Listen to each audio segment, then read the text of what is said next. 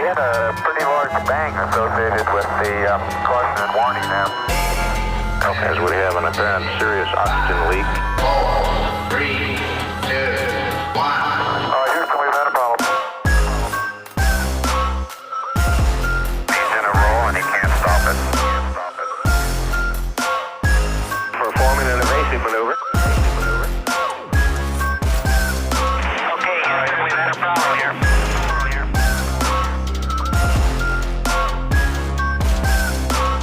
I think we need to do a little more all-weather testing. Welcome to space.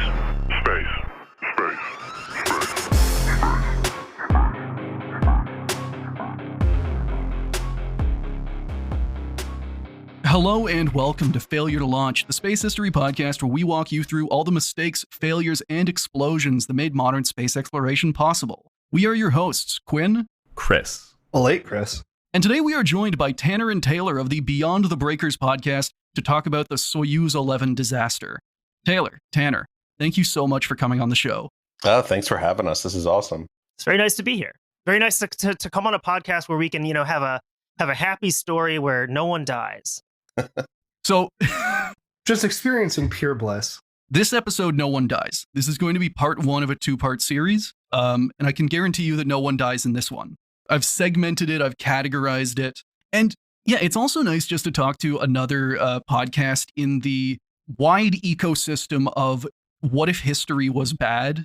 Like, and there's so many different podcasts for every topic out there. Mm-hmm. So good to finally find a fellow traveler.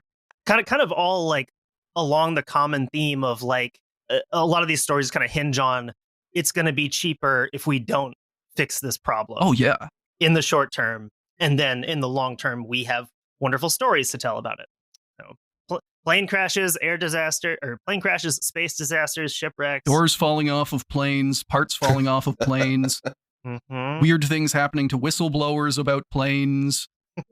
Some of my coworkers are on a work trip right now, and they flew on a Boeing, so we spent the entire time just hazing them. Just sending them I saved up so many Boeing moments to send them. Well, I heard the story about the Boeing employee that got off of the plane when he found out he was on a 737-800. And what does he know that he made a scene that I am getting off this plane? But he's just looking at all the parts and he sees a familiar signature. He says, no, nuh-uh. Wait a second, who signed off on this QA paperwork? No way in hell. I keep getting sidetracked because I'm the most passive of voices in this show. Oh, you've been getting sidetracked. You haven't spoken yet. Well, it's what I'm saying. It's Okay. Everyone keeps talking and I'm the most passive voice in the show. Oh, buddy. My egghead thought I was only going to get one of you. And so this is now the busiest the show has ever been at one moment. I explicitly said we were getting two guests. And my idiot brain thought that I was only going to get one. Listen. All right. I am pleased, okay? This is also the thing I do every time we get guests is I harass and insult my co-host as a way of this is an icebreaker, I think. It's a bonding experience. Yeah, exactly. Yeah. You need to wrangle the Chris's. We're going to be talking about Salyut, the world's first space station. And whenever we have on guests, we always try and pick something that aligns with their interests and expertise. And because your show is all about shipwrecks, I figured why not talk about what is basically a space shipwreck. I'll bite. And if people are talking about a top 5 space disaster, Soyuz 11 is going to be up there. Throughout these episodes, I'm alternately going to be calling it the Salyut 1 disaster and the Soyuz 11 disaster. It's probably more accurate to say Soyuz 11, but it's often depicted as being part of the station. And unfortunately, just like Soyuz 1, the story is full of dumb conspiracy theories that people think are true. So as those come up, I will try and tamp some of those down. So has anyone ever heard of Soyuz 11 or Salyut 1? And this time I can actually ask that because I haven't poisoned all of my co-hosts with hints. You've been very, very good about OPSEC this time. Thank you. Yeah, so I don't do that thing where I immediately start trying to find out what you're talking about. I was not familiar with it prior to this. I would say I have an average knowledge of space stuff. So this one might be a slightly deeper cut than I knew. Yeah, I was big picture familiar with like the Soyuz program, but not this particular story or mission. This one, I've always wanted to make the iceberg meme of space history disasters because, like at the top, you'll definitely have Challenger, Columbia. What the fuck did I say? Columbus with a U. The space shuttle Columbus. I actually don't know anything about Columbus. I don't know if it's a good city or not. It's fine. Okay, all right. About an hour away. It's fine. It's a mid-tier space shuttle then. It is a mid-tier average space shuttle. It works fine. Are you judging the shuttle's construction based entirely by name? Yes. Challenger tried and lost. It challenged. It was the name that held power over it ultimately? Absolutely. Yeah. If they just called it the Succeeder, nothing would have happened. The mission doer perfectly. Oh, so like if we called it unsinkable, then it's fine. Yeah, okay. That's exactly how it works. I guess that's also the opposite. It's the exact opposite because it's not a ship. It doesn't Followed have to up by my second favorite ship name, Unsinkable 2. On the other hand, no one has been dumb enough to make a spacecraft just called like Perfection. And no one has really tempted fate that way. Is it like the whole acting on stage break a leg thing where you have to say it sarcastically? So if we name our spacecraft the Imploder, it will never implode. So right. Do not get close to water. Calling it the Perfection is a direct attack on God, and he will throw a meteorite at you. So like Soyuz 11 is kind of in that mid-tier where people might know about like some cosmonauts who died in space, stuff like that. So this is going to be a 2-part series, and I'll put a general content warning because this is one of those space stories where people die badly, like Bondarenko level. Yeah, there is still going to be a lot of funny failure stuff along the way, but I want people to be aware that this is where we're going. So we're starting with the hee-hee-ha-ha phase, and then we move into the Soul Crusher later. Exactly. Yeah, we're reaping and sowing here. Well, it's honestly, it's like with ours, I feel like the best episodes we have, they kind of very, very slowly increase in their seriousness, and then you get to like the awful tragedy, like, hey, all the women and children happened to be in one lifeboat and it sank. And then you have to kind of ratchet it back down for the exit. So kind of make sure the audience goes out smiling at the end, but like, hey, remember all the fun we had 30 minutes ago? Yeah. Rolling into the Don't Need Pause episode, it was just the misery starting, and it does not let up. I got comments from fans on the Bondarenko episode saying like, yeah, you ruined my day. Like this made me feel physically ill. And I was just like, God, I've done it. It's okay. It ruined my day to record that episode. Right. I was driving back from Ohio when I listened to that episode. Yeah. It was the misery engine. It's like, do I need to pull over and just kind of collect myself a little bit? Well, in your defense, you were leaving Ohio. Yeah. Those were That's a happiness. Tears of joy. Yeah. So this doesn't apply as much to this first episode because we're going to be talking about the lead up to Soyuz 11. So the development of the Salyut space station and Soyuz 10, which, don't worry, it also fails in an entertaining and dangerous way. Excellent. Also, I'll be using a couple of sources for this series. The first is Salyut, Triumph and Tragedy by Grujica Ivanovich. I probably mispronounced that. And Volume 4 of senior Soviet space engineer Boris Chertok's memoirs, Rockets and People. For some of the more technical stuff, I'll be referring to the Mir Hardware Heritage document written by NASA. As always, links will be down below in the description. The world's first space station. Counterintuitively, the story of the first space station actually starts on the moon. In 1969, the Apollo 11 lander touched down in the Sea of Tranquility, and America solidly won the moon race. Now, there will forever be arguments about how true this is. After all, the Soviets were the first to reach the moon, orbit the moon, take pictures of the dark side of the moon, and land probes on the moon. The achievements of the Soviet space program in researching the moon cannot and should not be ignored. But at the same time, in 1969, both the Soviets and NASA knew the rules of this game. The moon race did not have a point system, early hurdles did not count, it had a finish line. That's all they were racing for, they all understood this, and America got there first. All of that is a very long way to say that as soon as Apollo 11 landed on the moon, the Soviet lunar program was dead. Sheer institutional inertia would keep it going for another few years, but without the political and financial backing of the Kremlin, it would never succeed. So, if the Soviet space program wanted to continue being like a thing, they needed to find some new flashy project to work on to excite the politicians. And this got a small group of engineers with a cult-like devotion to their favorite concept very excited. I'm going to take my time on air to mention that Sea of Tranquility is one of my favorite names for a thing ever. Especially because they almost smeared themselves across it. Wait, really? Yeah. So, like, the story is that as Apollo 11 was coming down on, like, automatic landing system and whatnot, and they had the pre-picked landing point, as they were coming down, Neil Armstrong and Buzz, they're looking out the window, and they see, like, boulders the size of houses just utterly littering this field where they're about to land. So Neil has to, like, grab the controls and with the last little bit of their fuel, land them in a not hellhole. Don't smear yourself on the rock. Yeah. Which would have been like 2 astronauts killed in the Sea of Tranquility. Did not die well. Hey, it's very nice there at least.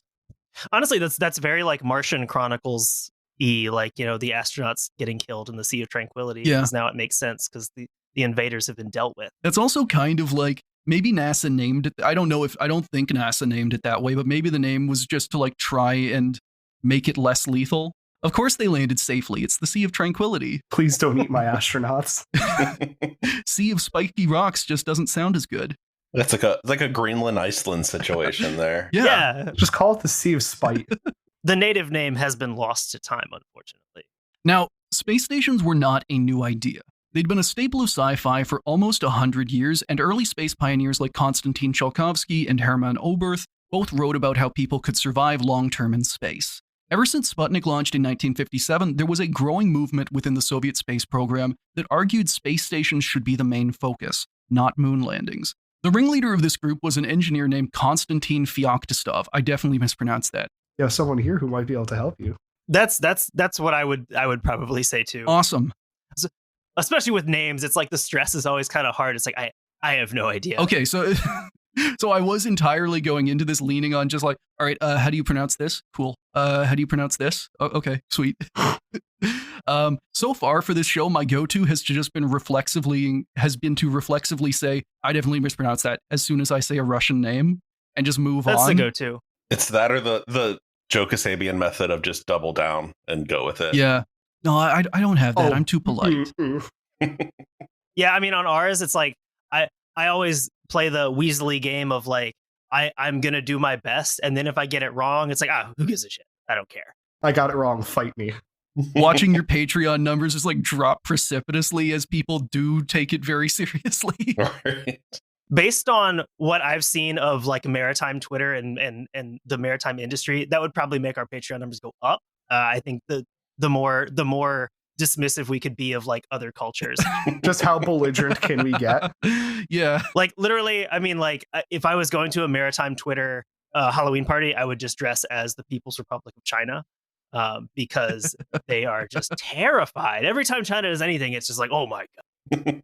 So he'd been part of the team at OKB-1, the main Soviet space bureau, to design the first Sputnik satellites as well as the Vostok, Voskhod, and Soyuz spacecrafts. As though that wasn't enough, in 1964 he added Cosmonaut to his list of qualifications when he flew on the Voskhod 1 mission, becoming the first civilian in space and the first non-communist cosmonaut. Oh. So this guy's qualified as fuck. Yeah, he's racking up accolades. Yeah.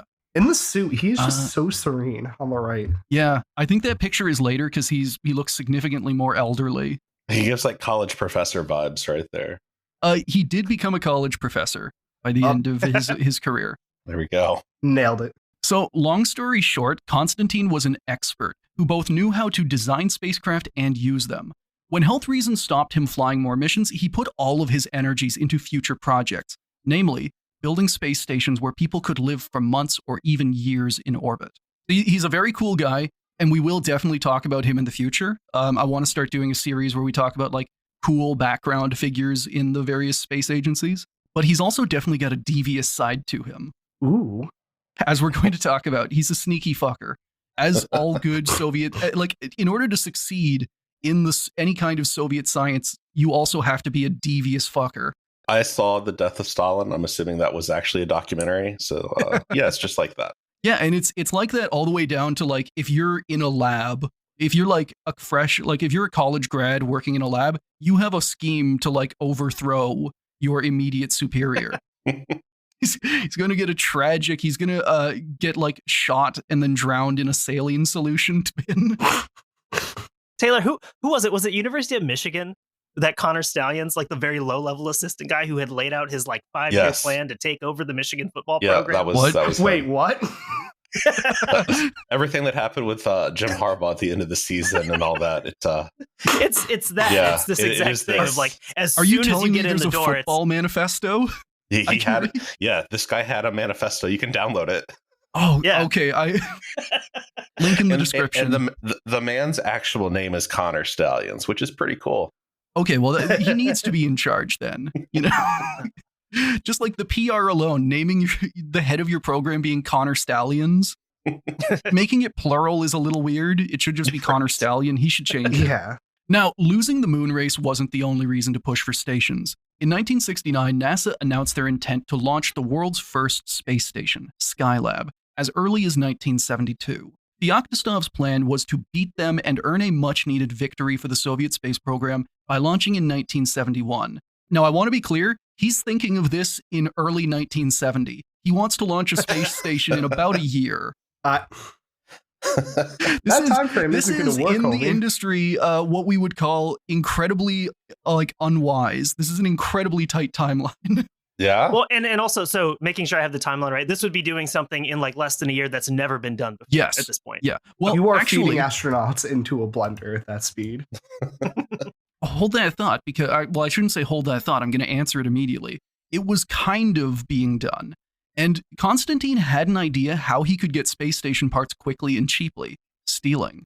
Fair enough. This is where the devious fucker stuff comes in. This is our favorite pastime activity. Yes. See, the Soviets did kind of have a space station program running in 1970, the Almaz or Diamond program. But this was A, a top secret military program for weaponizing space, B, hopelessly delayed and over budget, and C, being designed by a rival OKB, a design bureau, Vladimir Chalamet's OKB-52. And if you want to learn more about OKB-52 and the Almaz program, go listen to our episode with Lines Led by Donkeys on the Soviet Death Star. We talk about it a lot there, and it's its own entire bag of stupid. But for now, Feoktostov's plan, he sees that this Almaz program is going on. Like, basically what happens is the Almaz program, they've run into procurement problems where some of their high-tech stuff is still being built and designed, but all of their station cores, the actual hardware, the cylinders, those are done. Those are sitting in a factory in Moscow. And Feoktostov comes along and he's just like, yo, you're not using those. You mind if I just steal your space station? Just slither in. He's just gonna do the stealing from the lunch fridge, except he's just going to take another team's space station and hope they don't notice. And he'll just say well, you weren't using it. You left it there for 5 minutes. I thought you'd abandoned it. Do you know the Johnny Cash song "One Piece at a Time"? My God. Oh, God. Anyway, Feoktostov gathered a team of like-minded engineers, and he was even able to convince Boris Chertok, the deputy chief designer of OKB-1. This is an incredibly famous figure within the Soviet space industry. This is the guy who was Sergei Korolev's right-hand man all through his life. And he's able to convince Boris that stations were the way of the future. The only problem was the real chief designer. After Sergei Korolev's death in 1966 from hemorrhoid surgery, the job had fallen to Vasily Mishin. Rip ass surgery. What a way to go. It's basically described Sergei Korolev was this legendary overworker. He ate like shit. He worked 20 hours a day. It's just the tiniest little bit of surgery. If you make an incision on his side, his heart just instantly explodes. Which is what happened under this surgery. It was supposed to be incredibly minor and easy, and it's just his heart just fell apart. His thermonuclear hemorrhoids killed him. Yeah, that weird disease he got in Baikonur that perfectly mimics radiation poisoning came back.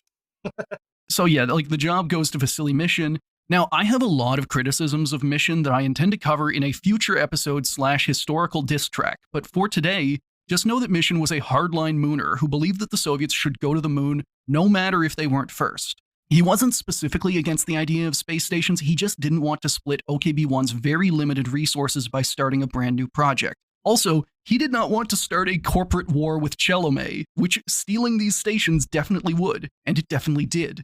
That war is still going on today, largely. RSC Energia and NPO Maszynostrojenja, I definitely mispronounced that, are like, they still hate working with each other. That's awesome. Yeah. I love when a rivalry can just go for like 80 years for kind of no reason at this point. This is like Albanian blood feud level shit. No one who is like, no one's alive anymore. None of the original people who worked on this, like, they're either like 99. This is like kids of kids who are working at these like, these state-owned Russian space corporations. They're out for blood and they don't even know why anymore. This is like Orlando Bloom delivering his speech at the end of Kingdom of Heaven, but he's delivering it to like a room of Soviet bureaucrats. So at the same time, I do not like Vasily Mishin, but his position here is understandable. This guy, like Feoktistov, is proposing that they split their efforts in half and in doing so start a corporate war with another OKB. But to the station guys, this was simply unacceptable, and they hatched a scheme to get their project approved in basically the same way you'd run a military coup. They'd wait until Mishin was on vacation and out of the country and go over his head, talking to his boss, Dmitry Ustinov, the man who is literally in charge of the entire Soviet military-industrial complex. This is rendered even more brave because Feoktistov was not a member of the Communist Party, and he's going to like barge into the office of one of the most powerful men on the Central Committee. I mean, classic time for a coup, though. Exactly. Yeah, like that's how you do it. Gotta get that energy. Mishin, unlike Korolev, knows when to take a break. Like, I cannot say enough how I do not like the guy, but he doesn't work himself to death and he does occasionally take breaks. That man was a son of a bitch, but brother, could he take a vacation? Yeah, I'm saying the vacation thing is a positive because he didn't work himself to death and die of hemorrhoids. That's still such a sentence. But it also led to him getting, it meant that while he was on vacation, an upstart scientist designer cosmonaut was able to like go over his head and talk to his boss. Yeah, don't you think that's like a buzzkill? Like, imagine if he found out. I mean, I don't know when he would have found out, but if it was during his vacation, the entire thing is just ruined. It's like not checking your email when you're gone. He's gonna put a foot through the wall of his dacha and he finds out. Something I like about this is that because this guy Ustinov is in the Central Committee, it means that like this is how he does business all the time anyway. He was no stranger to silent coups and backroom meetings. That's how like to Feoktistov, this is some like new unheard of realm. To Ustinov, this is just every day anyway. This is a Tuesday. Yeah, This and my favorite part when Feoktistov kind of like when these guys nervously contact him, he casually responds, "Yeah, come back around 5." And that's that. They have their meeting. To give you an idea how the meeting went and what Feoktistov argued, I'm going to quote from Salyut, the first space station. Quote, "If everything went to plan, Almaz would beat Skylab. But if a launch were to fail or if the station were to experience a problem that would prevent a crew from boarding it, then the Soviet Union would again trail behind the Americans. Another issue was that as a military project, the design and operation of the Almaz station should remain a secret. Skylab was a scientific project funded by NASA. If the first Soviet space station could be portrayed as a civilian space project and it was given lavish coverage in the newspapers, then it would serve as a mask to the true role of the subsequent Almaz stations, about which much less information would be released. That is, to launch a scientific station first would serve as a maskirovka, or deception, designed to hide the real project. Ustinov fully appreciated this point. So that is one reason why Ustinov likes this plan. He wants to hide the secret military Almaz program inside of the Salyut program and kind of like mix it in. And later, when Almaz stations launch, they are all given Salyut numbers. Oh, that's sneaky. Yeah. That is sneaky. So would we say he's trying to hide a diamond in the rough? Ooh. God damn it. Almaz was a huge failure, though. This was like the most fucked up diamond you've ever seen. This is a diamond that had a gun on it and was like at risk of exploding. And there was another reason Ustinov liked this proposal. He hated Chelome personally with a passion and saw approving this project as a great way to fuck him over. Oh, I love it. Mm. So they get approval right in this meeting. The Salyut space station program was approved without the knowledge of the leader of OKB-1 or OKB-52. Also, as we talked about before, this turned the rivalry between OKB-1 and 52 into a corporate war that is still going today. I'm frankly amazed it didn't reach like Chinese space program levels where like they're murdering each other in the hallways. I was gonna comment like at the beginning at some point, but I think that is probably my favorite episode of your show is the one about the Chinese gang wars during the Cultural Revolution. I know I say this every single time. It's become a tradition at this point, but like every time, I'm sure you've experienced this too, where you start researching what seems like an interesting topic. And then as you read through, you're just like, what? No. Like holy shit. Yeah. I wanted to talk about like, how these people managed to like launch all of this stuff during the Cultural Revolution. And then it turns out like, no, they were just murdering each other. The only design team that could actually make a phalanx in real life. So when you brought up corporate warfare, my first thought was that they're just kind of like underhanded and stealing from each other constantly, right? And I was hoping that when we came down to slide 10, where their logos are, that like they would be a lot more similar. Like they've just recycled and copied one another to the point where the logos are almost indistinguishable. Yeah, like no one even knows what the original number of the OKB was. We just know that we're right and they're wrong. I do like that it works out just to be kind of like red team, blue team. Yeah, sort of. That's kind of cool. Yeah, they just have like the ancient tablet, and it's just like Feoktistov was here carved into a tile. It's just like we keep this to remember their crimes. And it's just in some random break room. Yeah. They just both like ship a Theseus their entire corporate structure enough that they have two identical copies, each claiming to be the original. Also, again, audience, please go listen to the Soviet Death Star stuff. I don't want to like clog this episode up with it too much. Later on, a factory that actually worked on the Salyut station defects from OKB 52 to OKB 1. It's just like if a Boeing... Let's go. It's not even starting their own company. It's like if a Boeing factory, especially today, a Boeing factory just pulled down the flag and put up the Lockheed flag and then threw all of the management out of the windows. That is the workers exerting like their ownership of the process. Yeah, and then immediately going under the ownership of a different of a new corporation. Yeah. It's like we talked about when we were talking about people who are like hardcore royalists. I forget why we were talking about that, but like how some people just want to be governed really, really hard. And this is no exception. There have been like royalist revolutions against dictators. It's just like, no, like the dictator, I don't like military uniforms. I like crowns. This is purely an aesthetics-based revolution. Your vibes are off. So the program swaps over. Chalamet was commanded to hand over 4 incomplete Almaz station cores, and Mission had to give up a few Soyuz spacecraft from OKB-1's production line. This is what the new station, codenamed DOS for Long Duration Orbital Station, I don't know where the L goes, would be built out of. That chunk in the middle right there, that is an Almaz core, and then those 2 pieces at either end are ripped off of Soyuz spacecraft. They just stapled it into the middle. Yes. Oh my god. The plan basically called for taking an Almaz core and bolting Soyuz hardware at either end. The propulsion section was just straight up lifted from a Soyuz. You can see that they look identical in that picture. That's kind of like when we talk about like a freighter or something that, is like built to be like 800 feet. And then they extend it by like adding in 100 feet to the middle. Just an old Liberty ship that's getting Frankenstein. It's like, there's no way. It's like, there's no way that works. And nothing bad will ever happen to this poorly maintained ship that's at 40 these years precise old. frames where they were joined together. You're going along the inside of the hull. You just see like nice buttress weld. That weld that just like looks like a pile of slag. So the propulsion section is just straight up lifted from a Soyuz.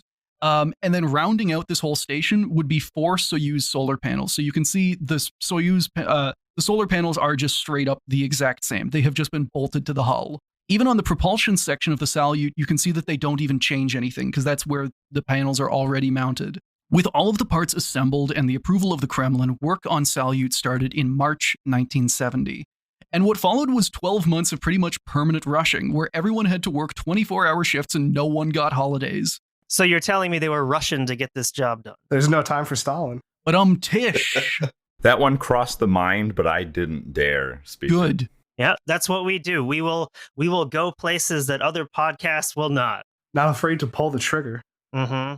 I'm laughing, so it worked. And audience, you're laughing right now, so it also worked. The process was so slapdash that a lot of the design decisions were just made on the factory floor by whatever engineer happened to be nearby. So like if a technician noticed a problem, like a junior engineer could just walk by and just go like, oh yeah, shift the solar panels a couple of feet to the left. And then that was the design now. These slight changes piled up, and when the station was finally finished a year later, it looked only vaguely like the Salyut 1 Feoktistov had sketched out. This sounds like Homer Simpson building the grill. You just have what's on the box and what's in front. And critically, all of like the procedures are based on that first drawing. So like there's a lot of stuff that just doesn't work anymore because like, oh, that part never made it in, we threw it out. That part, oh, that panel's actually on the opposite end of the station now. Yeah, I feel like it's hard enough to build a functional space station when everything's designed to go together intentionally. And at this point, you're just trying to DIY it. And I don't know, that seems like a bad day. This is the most democratic way to build a space station. Yes, everyone gets one part and you get to build your part and then we put it all together. Somehow one of the solar panels ended up on the inside. Yeah, there's just like a solar panel on the inside and there's just a handheld flashlight array mounted above it. And it's just like, good, perfect. Yeah, there's lights inside the ship, duh. I'm fully, like, from the outside, this thing looks very slick. I'm fully imagining, like, if you go inside, it just looks like the spacecraft from that, like, what's that space game? Not Outer Wilds. Is it Outer Wilds? Outer Worlds? Outer Worlds. Outer Worlds, yes. Yeah, where the spacecraft is just held together with 2x4s. How many rolls of duct tape were used making this thing? Like some spacecraft, they'll say, oh, it has this many miles of wiring. No, this has like several miles of duct tape. It's structural. Also, a fun note, whenever they shipped this thing to Baikonur in Kazakhstan for final testing, they didn't have any kind of specialized test gear. Like normally there would be gantries built to the size of the spacecraft. They didn't have that. So they tested with whatever was on hand, including their hands. Please tell me they hammered it. Almost. It's dumber. Vibration testing was done by dangling the station from a crane and getting a lot of dudes to like all gather around it and just like shake it really hard. The strongest Soviet energy ever. Comrade, wiggle it. Oh, God. Yeah, like they just managed to like hit the perfect resonant frequency of the station and it detonates. Is the ship ready for launch? Yeah, we wiggled the shit out of it. They just show up and there's a, like on the stainless steel, there's just a load of handprints. And The fuck is that? there's just one dude inside it during the wiggling that has to survive. Comrade, how do you feel? Like it's working? Just open it back up and he's completely dead on the floor. I mean, at the same time, what would happen if it failed? If it failed that testing, how would you go to like the QA? What fucking QA person would have just been like, all right, I'm signing off on this? Are you kidding? Imagine having to go to the boss and tell him we wiggled it too hard. It's dead. We broke it. Well, imagine having to track down the guy who actually attached the anti-wiggle panels. And you're like, okay, what did you do here? That's the equivalent of like testing your own hardware. The guy who made the anti-wiggle panel, he has to be the guy inside of the wiggle test. And if he is reduced to soup-like homogenate, then we're replacing this thing. Just pour him out. Well, no, he would just fall through the cracks this station had in it. Yeah, they're also testing waterproofness all in one. DOS crew selection. Now, while the Franken station was being built and wiggled by hand, another team was working on picking the crews who would live in the world's first space station. Because of how primitive it was, Salyut 1 was only expected to support a crew of 3 for 3 months. The plan was to split that time between 2 missions. The first would live in space for a month, and the second for 45 days, with the last 15 days of life support basically being a safety buffer. The nominations were for 4 crews of 3. Crews 1 and 2 would fly to Salyut 1. Crews 3 and 4 would be their backups until Salyut 2 was launched, and then they'd get their turns. This is pretty normal for space programs, but this one's interesting because a lot of those guys listed don't make the cut for some very dumb reasons. Nikolai Kamanin was the head of cosmonaut training, and he ultimately had authority to pick the crews. When he got to the 4 crew proposals, he immediately vetoed 3 of them. He complained about Crew 1 because he thought it was a waste to have 2 experienced cosmonauts on the same craft. So they were like continuously bringing in new cosmonauts, and what they would do is they would send newbies up with experienced cosmonauts to kind of show them the ropes, basically. He didn't like how many civilians had been nominated and demanded that 2/3 of every crew be military. Feoktistov, the cosmonaut who'd kickstarted this whole program, actually managed to get himself on the list, but he was nixed from Crew 3 because he'd gotten divorced and sometimes wore glasses, making him morally questionable. Not for the divorce, like- the glasses. This is like a Pol Pot space program. Yeah, I mean, at the same time, that one might just be an excuse because Kamanin did not like Feoktistov because of the whole, like, it's a miracle that Vasily Mishin nominated Feoktistov after this guy, like, went behind his back and split all of his attentions, and now the moon landings aren't happening. So Kamanin may have just gone, like, I'm not letting this guy fly. Why? 4 eyes, divorced, no bitches. He's a divorced nerd is why. Fuck you. Yeah, like, saying that to Feoktistov's face. Slapping his glasses off. I'm sorry, you're How a bitch, much man. trust You're can not you getting really have in a man if he has to wear glasses and doesn't Exactly. always wear them? What is he hiding? Yevgeny Krunov, I can kind of understand. He was kicked off Crew 4 because he was in a hit and run accident. He hit someone with his car and drove off instead of helping them. I don't know why this resulted in him still being a cosmonaut and not being in jail. His punishment was that he was like, no, you get to go to space next year. I mean, he's not going to hit anybody up there. Yeah, right. You would find a hope. way. No, hold on. This is a docking mission. They're going to have to pilot this thing to dock. He's the perfect guy. He is ideal at running vehicles into things. He will find the accelerator wherever it is, and it is getting pegged to the floor. Yeah, he's just like, now all of these controls, I like them. Can we put a pedal and a steering wheel in? I don't make the rules. I can only drive like that. Now, finally, the commander of Crew 3, Boris Volanov, got the shortest end of the stick. Quote, Kamanin was against the inclusion of Volanov because he was Jewish. Although Kamanin personally had no quarrel with Volanov, the cosmonaut training chief had been ordered by apparatchiks in the Central Committee not to allow Volanov to train for space flights or even travel abroad due to his family heritage. Boo. Yeah.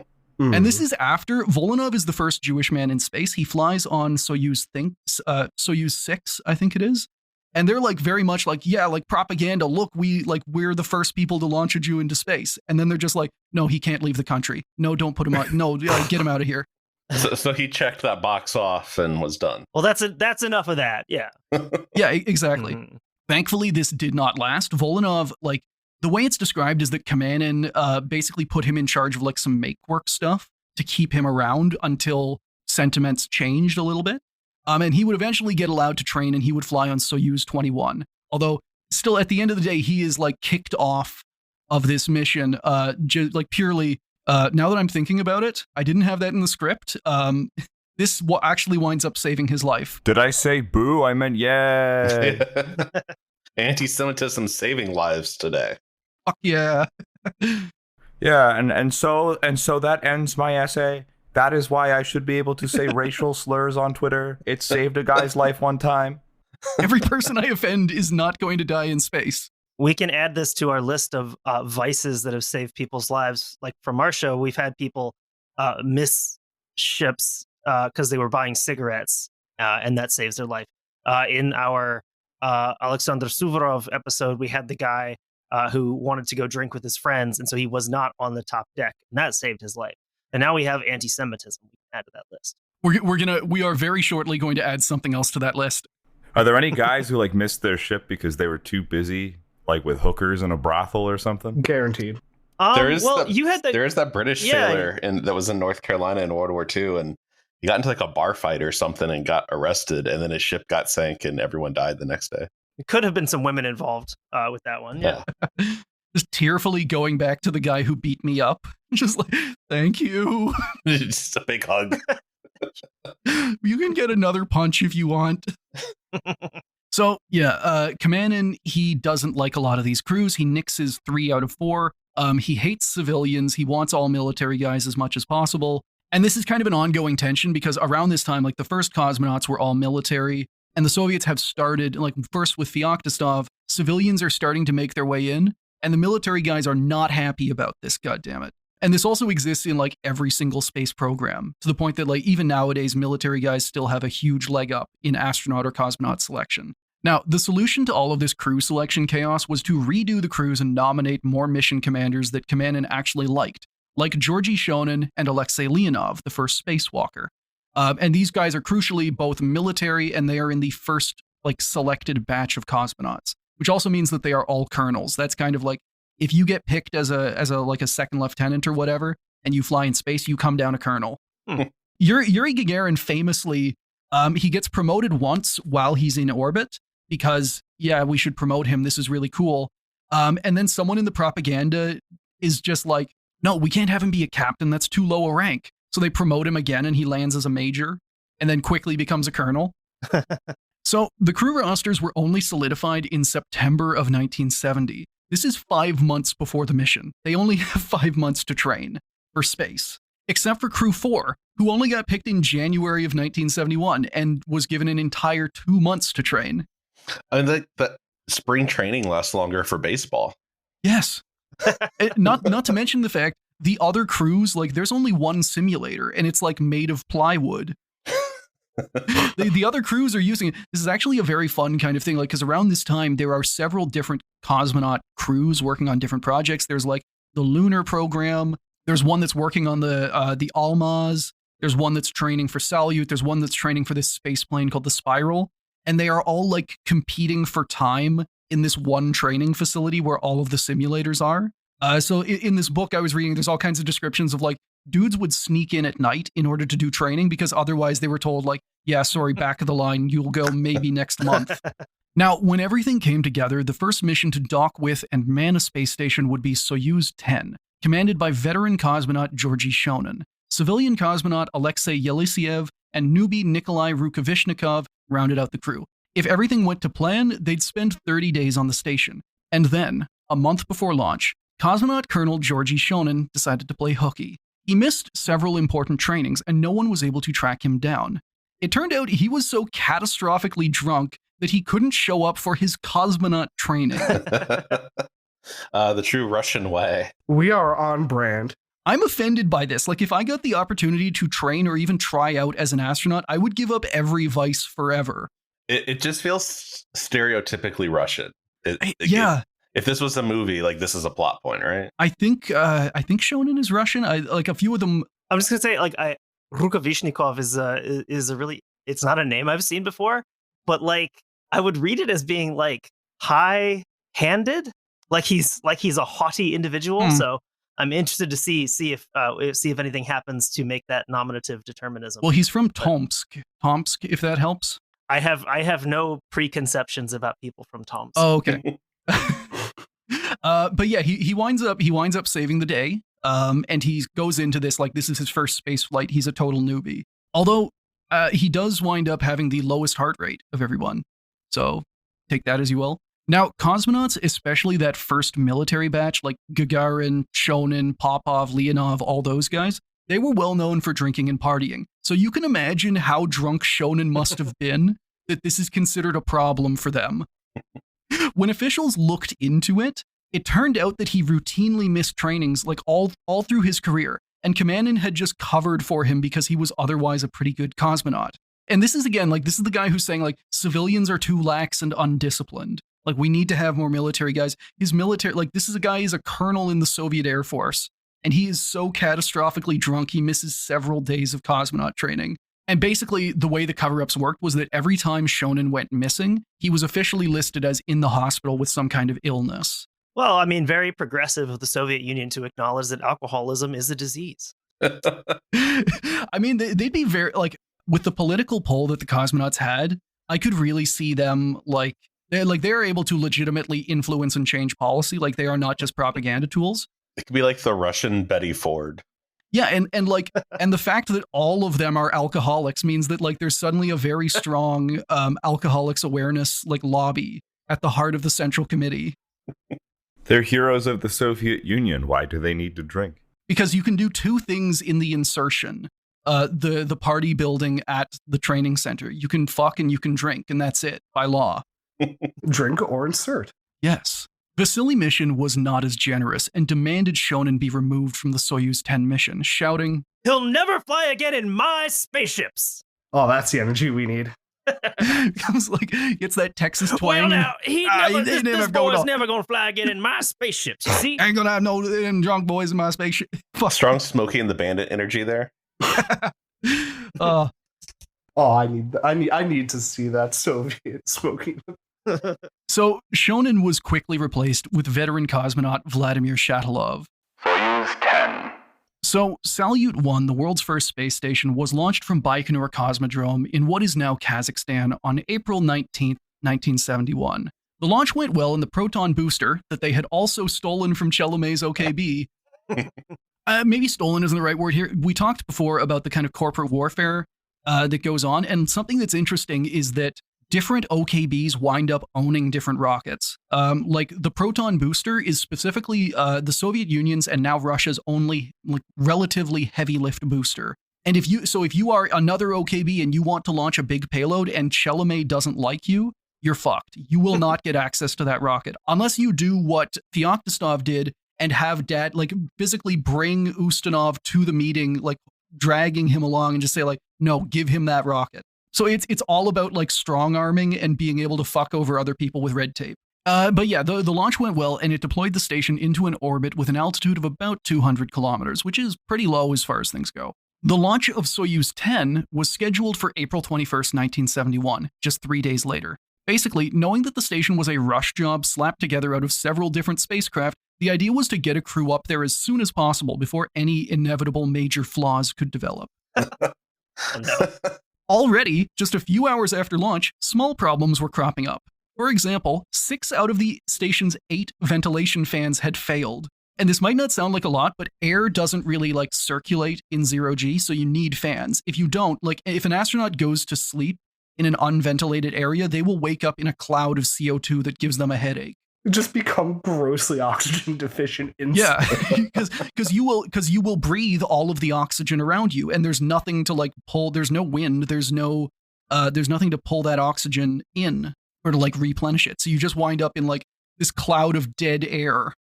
Now, I want to take a second to talk about Soviet pre-launch rituals. A lot of these were developed by the cosmonauts themselves and predictably focused on Yuri Gagarin, the first man in space. One of these, the legend goes that Yuri needed to relieve himself on the way to the launch site, so they stopped the bus and he pissed on the back left tire.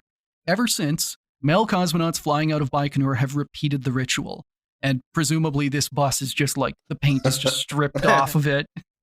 It is a fun ritual, though, and it's actually been a problem because new spacesuits make it significantly harder to do.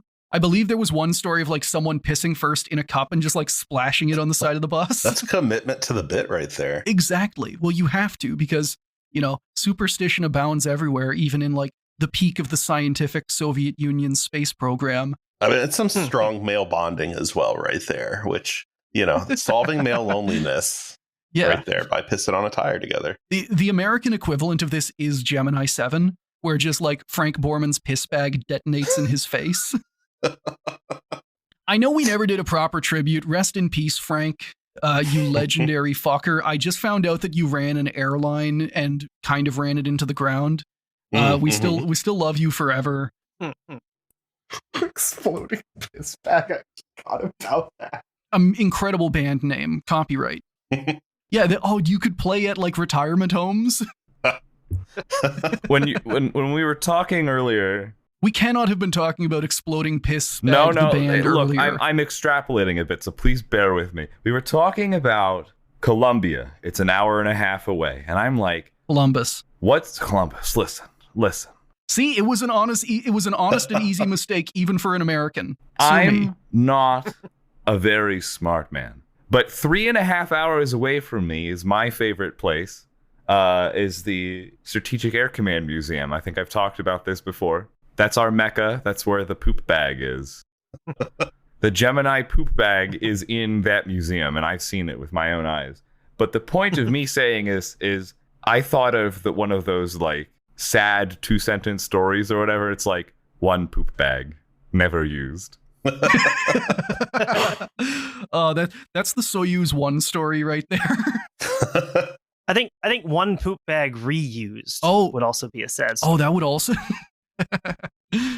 So yeah, that was the piss ritual. Another ritual was that before a flight, cosmonauts would visit Gagarin's office in Star City and they would like sign the guest book. Which is they don't piss on his desk or anything. As far as I know, that is the only official ritual that involves piss. I don't know what happened in the insertion way back when.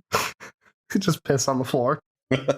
Now, those are the cosmonaut rituals. They're small, private, and they're mostly tributes to earlier cosmonauts and their sacrifices. The other kind of rituals were for propaganda, and the most important of those was the fake crew selection just before a launch.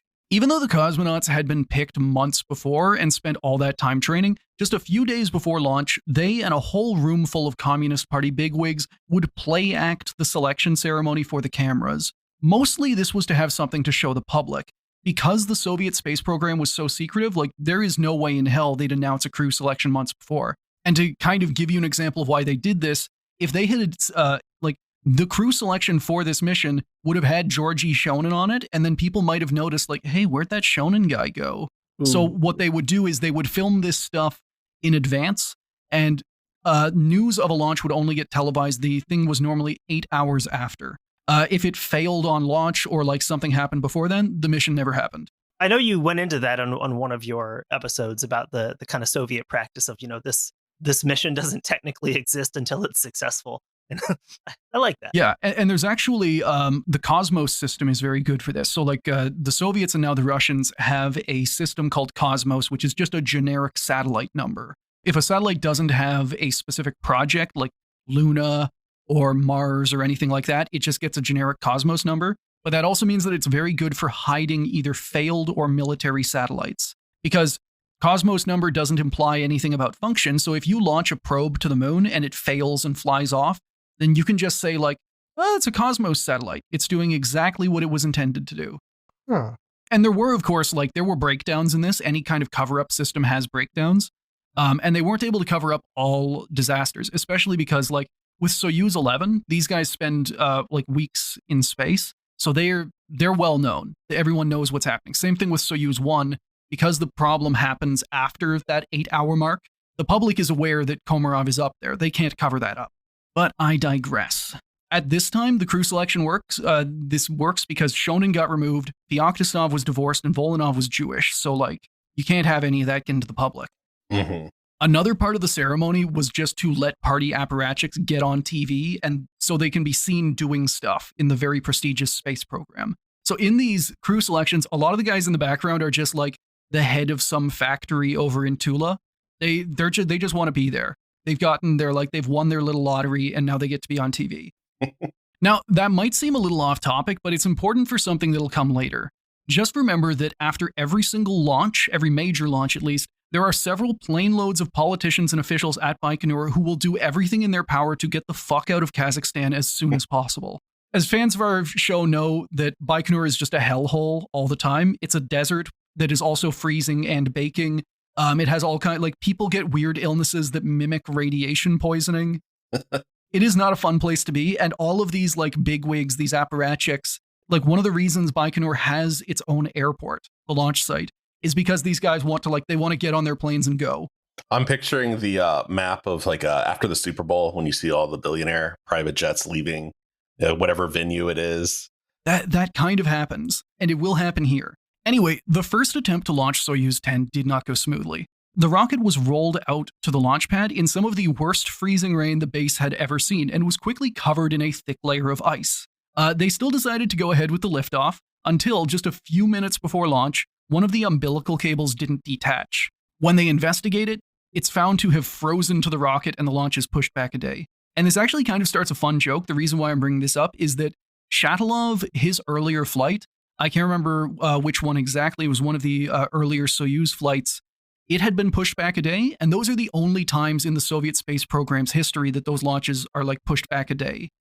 Which just leads to this, everyone starts thinking that Shatilov is cursed. Yeah, the concept of a Jonah, that's something that we've seen a couple times on our show. Shatilov is the sin eater. He takes all the bad luck for everyone around him. So, and you don't want to be on the mission with him, obviously. On April 22nd, 1971, Soyuz 10 lifted off successfully and reached orbit. Aside from some minor orbital mechanics hiccups and a few failed sensors, which was pretty much normal for spacecraft back then, everything went smoothly and the cosmonauts quickly put their spacecraft on a track to rendezvous with the Salyut station. And here's where things get very stupid, and I'm going to ask you to remember all of those, the politicians fleeing like the billionaires from the Super Bowl. See, the main Soviet tracking station, their Houston, was in Crimea. Because this was going to be the first test of a new docking system, it'd need to happen while the cosmonauts could communicate with all the experts on the ground in case anything went wrong. But Remember that as soon as the rocket launched, a wave of politicians and officials flew out of Baikonur, and a load of them rushed right to Crimea to watch this historic event. So, like, they got to be on TV, and there's going to be another historic event where they get to be on TV. The end result was that the control room for the Soviet space program was full to the brim with loud VIPs who constantly got in the way of the experts and wanted answers. The closer Soyuz 10 got to the station, the more annoying and insistent the officials, mostly Vasily Mishin and a general named Karamov, got. On the morning of day 2, Soyuz 10 was drifting about 10 kilometers away from the station and ready to attempt docking with the new automated Igla autopilot system. So this is basically like a set of antennas that are on the Salyut and on the Soyuz, and these will kind of automatically pilot in. They're a fully automated docking system, effectively. And audience, to give you an idea of how this goes, we're going to do this in a radio play style. For context, the man in mission control talking to Soyuz 10 was General Agajanov, and the Soyuz's call sign for this mission was Granite. Agajanov, approaching. Soyuz is 2 seconds in front of the Salyut. Mishin, why do you give us seconds? Use kilometers. Cosmonauts. Granite reports radio lock-on achieved. Igla works. We understand you. The distance is 10 kilometers. Hey, don't disrupt my work. Agajanov had lost his patience and shouted at Mission, forgetting that he was on a live mic, and the cosmonauts had no idea of the situation in mission control. We only reported on our progress of our approach according to indicators on the command panel. At the tracking station, a controller muttered that he'd be lucky if he got through the morning without a heart attack. Agajanov apologized to the cosmonauts, ignored Karamov shouting in the background, and continued. Igla works, understood.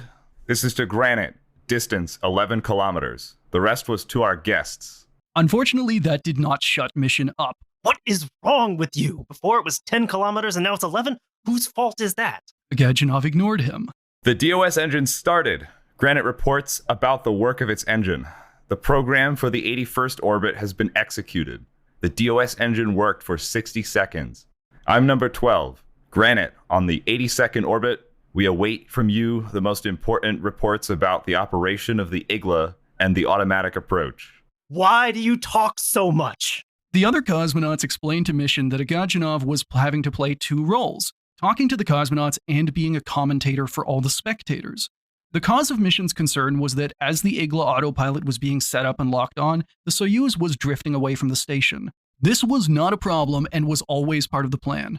Once locked on, Soyuz 10 began a minute-long burn to close the distance.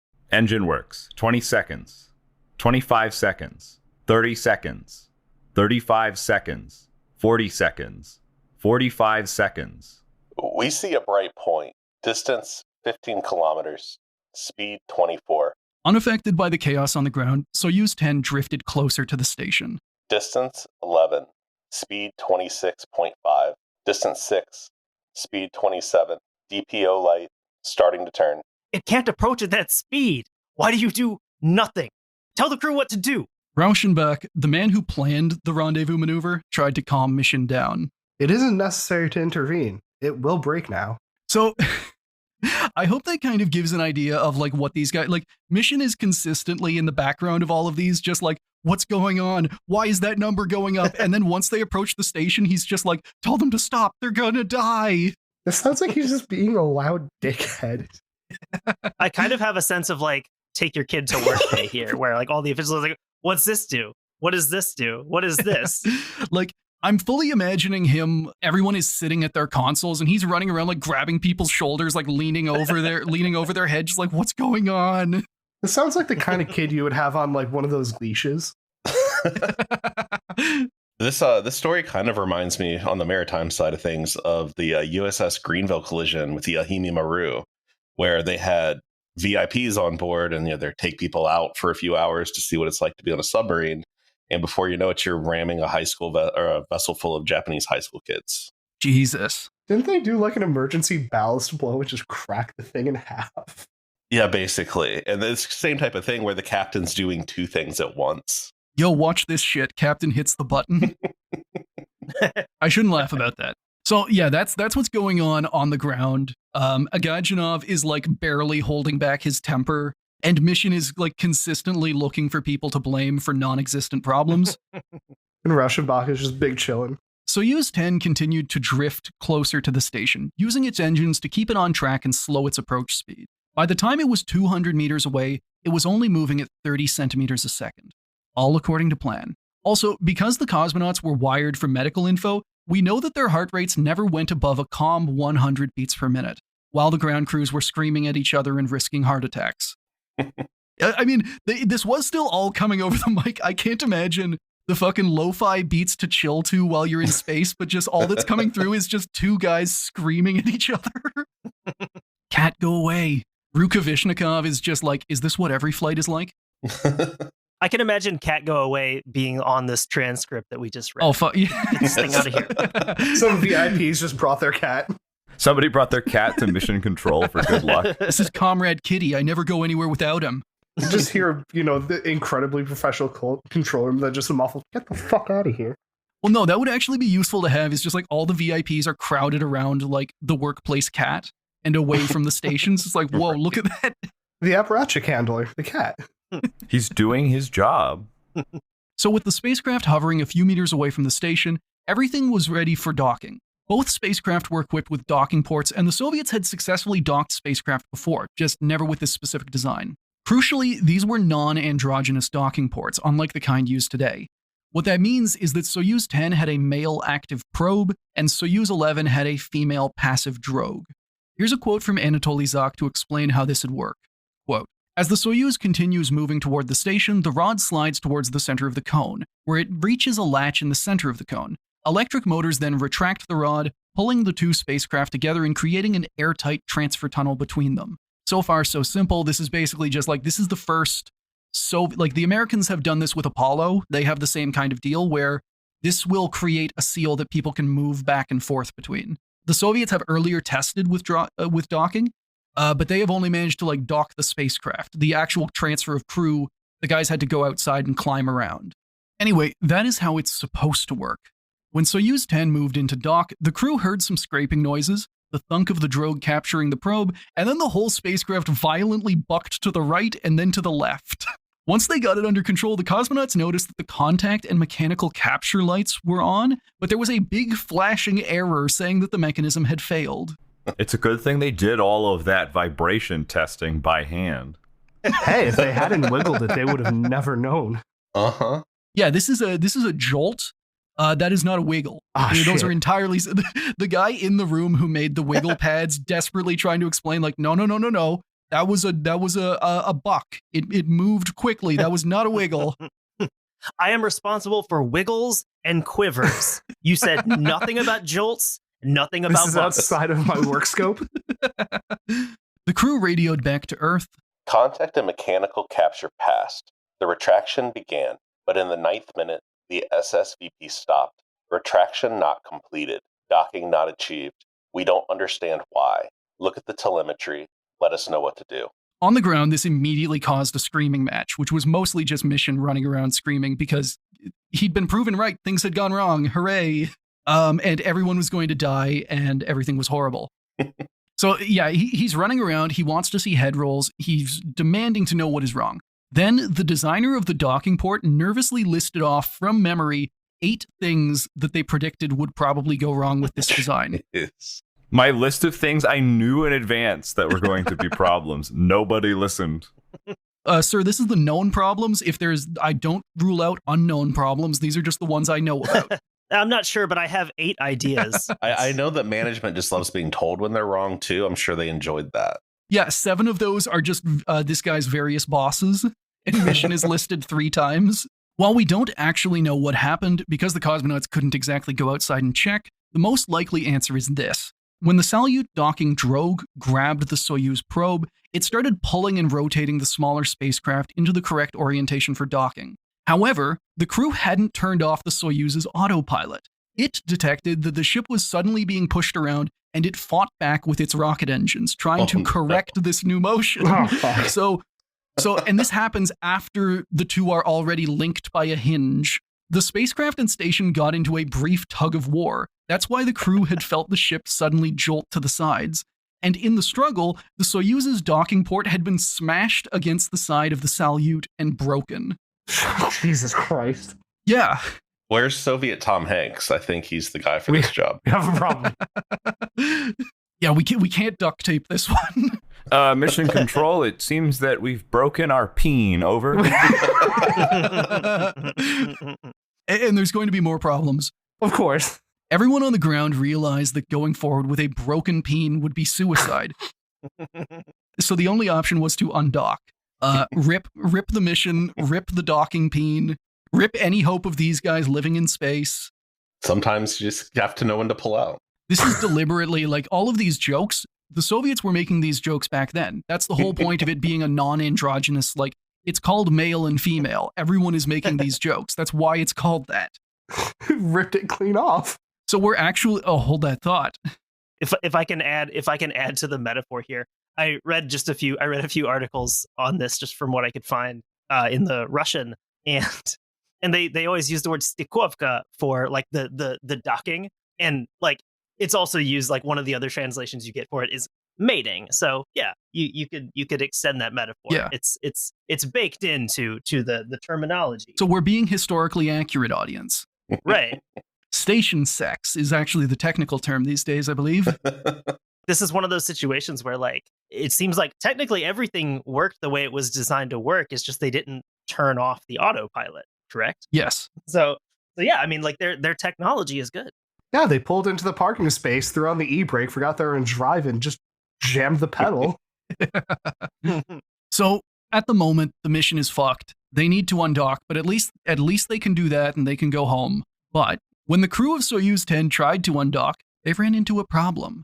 See, the entire docking process was automated, and it was only designed to go from A to B, undocked to docked to undocked. There was no provision for if the process got stuck halfway.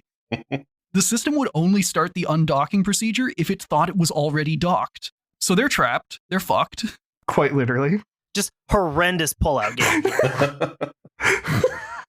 As an observing general put it, well, congratulations. You've developed a docking system which mom doesn't release dad. Yeah, so they're locked in there. I'm thinking about this like from the perspective of the control room of everyone is currently having a meltdown. Yeah. You know that they're either having a meltdown or they're chuckling at like the peen broke. Like it's incredibly funny metaphors, but it's also like, oh, these guys are gonna die. To make matters worse, because Soyuz 10 was only meant to ferry the crew to the station, it had only been loaded with 3 days worth of life support, and the mission was well into day 2 by this point. Uh-oh. Yeah, like you can like these guys, they keep their heart rates down nice because hyperventilating is just gonna kill them quicker. And also, they're still airtight. I think it was at the closest of the the docking managed to get, there would have been a 9-centimeter gap between the two. Okay, I keep looking at the diagram. I'm trying to understand how the crew will go from one to the other with the peen in the way. Okay, so what happens? It's I was looking at a bunch of different diagrams. It's very complicated. Basically, the peen snaps in half. What like the tip stays with the female end on the station, and then the rod goes back. So it deposits the tip, and then through some weird stuff, they are then able to pull the whole hatch in to the Soyuz. It's weird, and the end result, there's like an interior, there's the exterior seal that provides the atmosphere, and then there's the interior hatch that are all kind of like mixed in together. If that answers your peen question. I mean, vaguely. So like you start with just the tip. Yes. And then you go from Yeah, so it starts with just the tip, and then a ratchet winds it in. There is mechanical aid, and from that point, the male end is fully trapped and unable to get out. I'm going to have a weird dream tonight, probably. The patrons of this show will just get a dream journal from me for some reason. Some extra Patreon content for you. We don't have a dream tier on ours yet. There has to be like not just one podcast. There has to be so many podcasts where people just talk about what dreams they had. Absolutely. Oh yeah. Like, and you never run out of content. I feel like any celebrity could start that like right now and make money. I feel like my dreams get a little derivative though. It's just like, oh boy, it's another Rocket One. Oh boy. Honestly, like I'm trying to think. Like I can't remember having that many dreams. Like the last year or so, I can probably remember like 2 dreams that I've had. because I haven't been drinking in like over 2 years now, and it's like I feel like maybe that's why. I don't know. Maybe I'm just more settled and I don't have as much to worry about. Yeah, you're saving those brain cells for the awake time. Yeah, exactly. Also, I'm not taking melatonin anymore, so that's part of it. So where we last left off, they'd gotten their probe stuck in the drogue, and they had no way to pull out. And they were 2 days into 3 days of oxygen. Mission Control immediately came up with a couple of emergency solutions. The first was just to jettison the whole docking port and leave it attached to the station. The second was to undock the Soyuz's orbital module. So basically, the way the Soyuz works is it has a descent stage and it has an orbital stage docked together separately. And whenever they go in to re-enter, they just throw the orbital module away. It can do that prematurely if it needs to, and that's kind of what they're proposing here. The downside to these ideas was that they would leave hardware in the Salyut docking port. They would leave it clogged, basically making the whole station unusable. And like no more missions would be able to go up to this thing. Alternatively, if that didn't work, the last plan was to just have the crew burn their thrusters as hard as they could and try to rip the docking port off of the station and probably tear their spacecraft apart in the process. The most aggressive pullout in history. Also, because of the Soyuz 11 story, these guys are not wearing spacesuits inside of their craft. They are just in sweaters. Yeah, they're just chilling, it sounds like. Thankfully, things didn't get that bad. A couple of the docking port engineers came up with an idea and they sent it to the crew. Nikolai Rukavishnikov, the most junior crew member, was also an electrical engineer, and they wanted him to hotwire the spacecraft. Oh, God. Because the only way to undock was to trick the computer into thinking it was already docked, Nikolai floated into the orbital module, he pried a panel off of the wall, and put a pair of jumpers on specific pins at exactly the same time that Shadilov in the descent module started the undocking sequence. So, like, the way they describe this, it has to be like he's like putting pins on, he's like wiring up this pin, and then he has to really quickly do another just as Shadilov hits the button. This thing's basically a Kia or a Hyundai. The good news is that this worked. It took a couple of tries, but Soyuz 10 was able to undock and float free of the station. And fun side note, a few minutes after the undocking, a few of those same engineers who thought of the idea, they confessed to Boris Chertok that it definitely should not have worked. They gave it like a 10% chance. Just for shits and giggles, let's try this. Oh, wait, shit. It did. Honestly, yeah. The other option is telling these guys to physically rip it out. Now, with limited air and very limited fuel, it was decided to bring Soyuz 10 home as quickly as possible, which meant doing a re-entry in the middle of the night far from their planned recovery zone. This was also the first night re-entry for the entire Soviet space program. The crew landed back in Kazakhstan safely, disappointed that their mission had failed, but happy to be alive. Now, do you guys want some more good news? Oh, hell yeah. Absolutely. Of course. It turns out that the mission was actually a success, and everything went perfect forever. According to Soviet media, the Soyuz 10 crew was never meant to go in the station. Their job was just to test the docking system. Sure, the system had already been tested on other flights, but you can never be too cautious with the lives of Soviet citizens. So, hooray! Everything went perfect. Another dub for the Soviet Union. Yeah, I like setting the parameters for success and failure after it's over. And the crew was banned from ever mentioning the failure until Perestroika. So, like, 20 years later, approximately. They finally get to go, wow, that was shit. He's just having to tell, like, man, I've seen some shit. What have you seen? Nothing? Yeah, I saw success. Victory. Great, now I'm thinking of Helldivers. Fuck you. I don't know why. Yeah, we're talking about, like, different memories being wired to the brain. The words democracy, victory, freedom are all just like, man, I want to play a video game now. Are they just a cognito hazard for you now? Now, with the success failure of Soyuz 10, it was decided to move up the next mission and crew. Soyuz 11, commanded by the legendary Alexei Leonov and crewed by Valery Kubasov and Pyotr Kolodin, would get the honor of being the first mission to live on a space station. Now, anyone who has either read ahead or knows a little about history will know that those are not the guys who make it on Soyuz 11. And that is what we are going to talk about next time. So, how does everybody feel?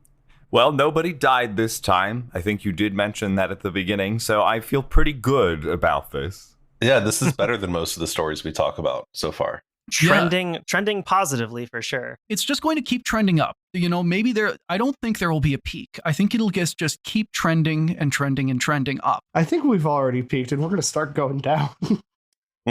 Oh, I do have a content question actually here. Okay. You mentioned being originally commanded by Alexei Leonov. Leonov is the one does the first space walk, correct? Yes. Now that Gagarin died in 1968, so Leonov is now the most famous cosmonaut. And he has already done that at this point, right? Yeah, he did his spacewalk in the early 60s. He's kind of in the same vein as Georgi Shonin. He's one of the most veteran. You wind up at this time with kind of 3 tiers of cosmonauts. Guys who are like legendary colonels and they have all of they were in the first cosmonaut group. You have guys who have done 1 or 2 Soyuz missions up to this point. And then you have total newbies. For example, on the Soyuz 10 flight, Shatilov, actually all of them except Rukavishnikov are kind of veterans of 1 or 2 Soyuz flights. They don't get any of the hyper qualified guys because the hyper qualified guys are too drunk to move. I think Georgi Shonin, he didn't fly again, but he did kind of get back on training. So I guess his censure kind of ended. But it's one of those stories I really love because a lot of the mission just kind of works great until it doesn't. There is no lead up of errors. There are no warnings. That's kind of the thing with spacecraft. You can't go outside and inspect them. Mm-hmm. So when something goes wrong, it's just all right, either you're dead or there's now a huge problem. But on the ground, it's just I love the politics. I love stealing from another factory. I love having your boss. I love going behind your boss's back to start a corporate war. I love having your boss then sprint around the control room screaming everyone is going to die. It's very theatrical.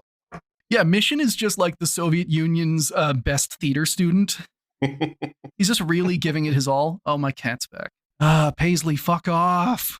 Hey, it's the end of the show. She can have she can come back. She can have a little presence as a treat. If she touches my mic, I'm punting her. Do not yeet the cat. That is part 1 of our series on the Soyuz 11 disaster. Come back next time to hear part 2, where I will explain why it's called a disaster. Tanner, Taylor, again, thank you so much for coming on. We've been big fans of your show. Absolutely. Yeah, thanks for having us. It's been a lot of fun. It's great. I realized I kind of left that sentence hanging there. Wasn't a natural end. We've been a big fan of your show. Yeah. But yeah, but some constructive criticism. I will say my favorite episode is Enos the penis. Fuck. I enjoyed the chimpanzees. The everyman's chimp. He had the right stuff. He did. And at the same time, he was also a child soldier because all of these chimps, I think chimps mature around age 5 or 7 or something. They were 3 when they launched. They were just America was just launching the equivalent of a 10-year-old. I love it. Go get him, champ. Did not masturbate. He never masturbated. That is a smear campaign. No fap chimp. Oh, fuck. So, where can people find your work? Yeah, you can find us all the normal places you get your podcasts. The places like the Apple, the iTunes, the Spotify, all of those normal places that people like to get podcast material. We do have a Patreon, patreon.com/beyondthebreakers. We put out a shipwreck or maritime disaster related episode mostly every once a week. We have occasional little spots where we drop off. And then our bonus stuff is more focused on ship related things. So we might have a particular person we want to talk about or something that isn't necessarily a shipwreck. Yeah, that's basically what we do. Nice. Follow us on Twitter. We like to have fun on Twitter too. Hell yeah. Twitter, and we're on Instagram also. We're on what's the other one? But yeah, we're on Twitter's our most active place for sure. Hell yeah. And audience, there will be links in the description. Go check them out. And audience, thank you so much for listening to this episode. Come back for part 2. And if you enjoyed this, please consider supporting our Patreon as well. You'll get access to, I guess, 2 bonus episodes at this point. We are reviewing dumb Soviet space movies, and you help support us do everything we do. Our hosting, buying research materials, all of that. I was going to say getting good guests on, but we're not paying you. What the fuck? Logs off immediately. We can pay with exposure. Oh. Well, I mean, Riverside fucked up, so you could conceivably hold your live recordings hostage. That's right. Thank you to everyone who has signed up to support the show, and a big shout out to our top tier patrons. Our space dogs are Ben L., Brandon M., Fractal Moonlight, Furious Luddite, John C., Oliver, Sparks, Tom M., Winter Goddess, and Zim. Our cyborg cats are Antifa Croc, Boss, Matt, Spectre Cohen. Alert count 10. Thank you for listening to another episode of Failure to Launch. If you want to follow us, we are Failure to Launch on Blue Sky and FT Launch Pod on Instagram. We also post our episodes with visual aids at Failure to Launch Podcast on YouTube. All music was provided by DJ Danner.